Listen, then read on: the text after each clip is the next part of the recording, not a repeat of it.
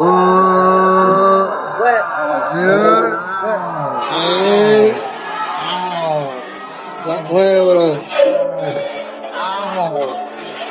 know, these guys right here from Harlem made us dress different, talk different, walk different, rap different, all the way in Canada.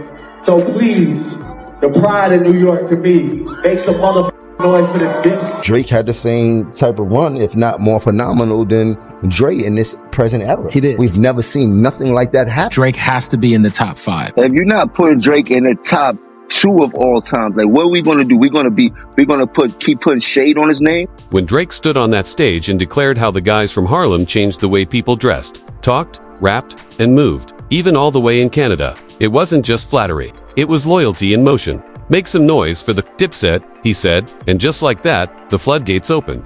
In that moment, Drake didn't just co-sign Jim Jones, he aligned himself with him in a way no one expected, especially not after Jim boldly claimed he was better than Nas. And yet, instead of distancing himself from the chaos, Drake doubled down.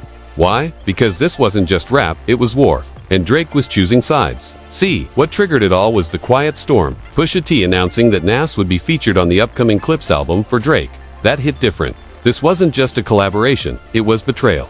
And suddenly, the Cold War turned hot. Drake, once silent in the face of beef, snapped. He flipped his loyalty, rode hard for Jim, and began throwing silent shade toward Nas, a man he'd once respected. Meanwhile, Jim Jones was taking full advantage of the spotlight, hyping Drake as the greatest rapper alive, greater than ASS, greater than Jay-Z, greater than anyone who'd ever held a mic. And while the world laughed or dragged Drake for filing a lawsuit against Universal Music Group for allegedly letting Kendrick Lamar drop Not Like Us, Jim was right beside him, calling it a cultural power move. He wasn't just defending a friend, he was cementing a bond. Jim Jones went on Instagram, praising Drake, hyping him as a leader of a generation, the man who inspired kids in the hood, the one who taught them swag and sound. Pull up the Billboard entries. Jim dared, claiming his stats measure up to Nas, if not surpass them. It wasn't even a debate to him, it was fact. You heard. He kept repeating, like a war chant. And while fans and critics alike mocked the idea of comparing Jim Jones to Nas, Jim held firm, even suggesting that he made Nas relevant again.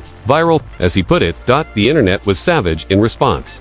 Comment sections filled with laughter and disbelief. Who told Jim Jones this was okay?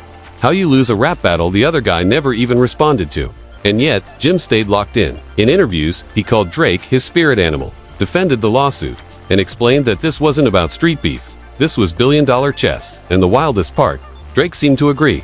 He posted a sleek photo with Jim, and Jim wasted no time jumping into the comments with a caption that read like a movie script. Men of respect. Mafia rules. A toast to the last ones left. The narrative was shifting. Drake, the megastar, aligning himself with Jim, the agitator. Fans began asking, was this real or just a clout play? And while most rappers distanced themselves from Jim after his Nas remarks, Drake leaned in. Why? Because this wasn't about honor, it was about strategy.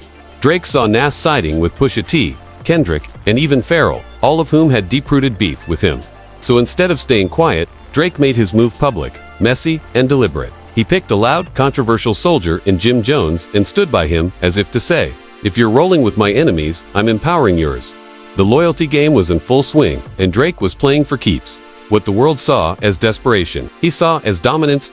In interviews, Jim kept praising Drake, calling him the most influential artist in the past decade. He said Drake changed the way we listen to music, helped every top rapper's career by hopping on tracks or bringing them on tour, and deserved more respect than he gets. It was a full campaign, and Jim wasn't backing down. At one point, he even said Drake had done more for the culture than most of these so-called legends. The Dipset ties ran deep, and Drake, long a fan of Cameron, Juelz, and Jim, had been publicly aligned with Harlem for years. In fact, in 2023, Jim Jones crowned Drake the honorary 5th member of Dipset, a title that now looked like more than fan service. It was positioning.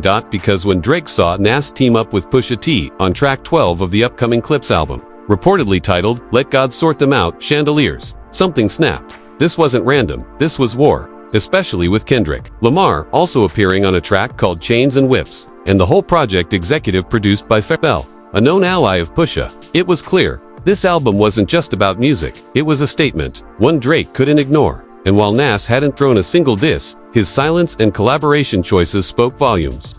For Drake, that was enough. If Nas wanted to stand beside his enemies, then Drake would raise up his own army, starting with Jim Jones, and while Drake moved in silence. His intent was loud, calculated, surgical, and rooted in pure emotion.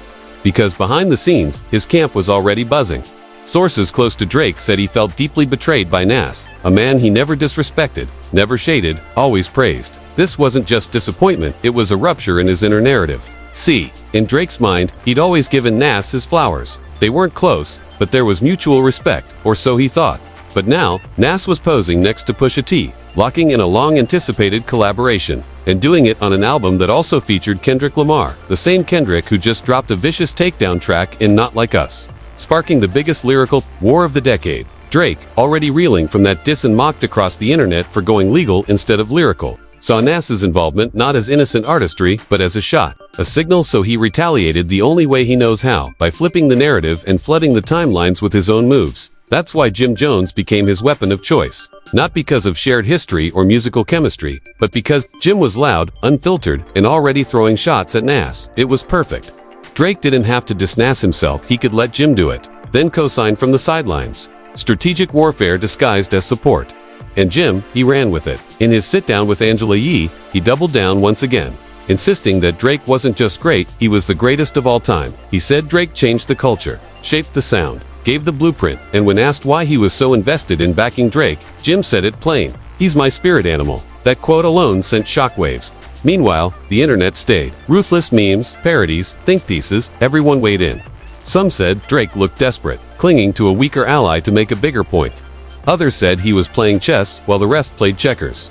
But what nobody could deny was this: Drake was hurt. The kind of hurt you don't post about but you bleed into your moves. And what made it sting worse was Nas's silence. No clapback, no tweet, no bar, just elegant stillness.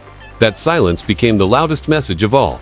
Fans started pointing out the contrast, while Drake and Jim scrambled to control the story. Nas stood above it all, untouched, unbuttered. Then came the Rolling Stone interview with Pusha T, where he confirmed the Nas collab had been years in the making. That interview hit like a missile, because now it wasn't just theory. It was confirmed that Nas willingly entered the same camp as the man who delivered one of the most brutal diss tracks in hip-hop history. The story of Adidas, that track. It didn't just wound Drake, it rewrote how the world saw him.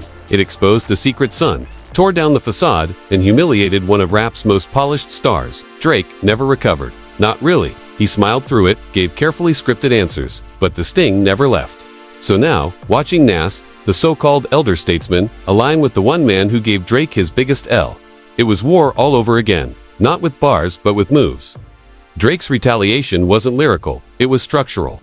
Align with Jim, boost his visibility, help him trend, and turn him into a mouthpiece. Let Jim talk crazy, then back him up with photos, captions, comments. Men of respect, Drake wrote. Mafia vibes, but fans weren't buying it. Some said it was desperation disguised as strategy. Others argued Drake was making it worse by not going toe-to-toe with Kendrick or Pusha directly. Still, the rollout continued.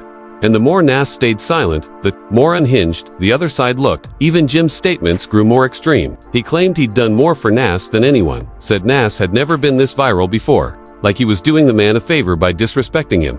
The arrogance stunned even Jim's own fans. Commenters flooded his posts, calling him a clout chaser, a man-child, a desperate voice yelling into the void, while Nas sat on a throne of respect. One person wrote, "How you start a rap war, and the other dude doesn't even look your way." Another added, Nas didn't need to drop a bar, he already won. Even legends like RZ weighed in, calling Nas the Bobby Fischer of MCS, a prodigy whose lyrical mind was light years ahead of his peers. And just like that, the conversation shifted. The more Drake and Jim tried to drive their narrative, the more fans started celebrating. NAS. Clips of old interviews resurfaced. Classic Nas bars trended on TikTok, and the announcement of the Clips album became the biggest story in hip-hop. Because now, it wasn't just about music, it was about alliance. Nas, Pusha, Kendrick, Pharrell, a lyrical axis forming right under Drake's nose. And while Drake scrambled with lawsuits, shady captions, and petty alignments, the other side just kept stacking talent.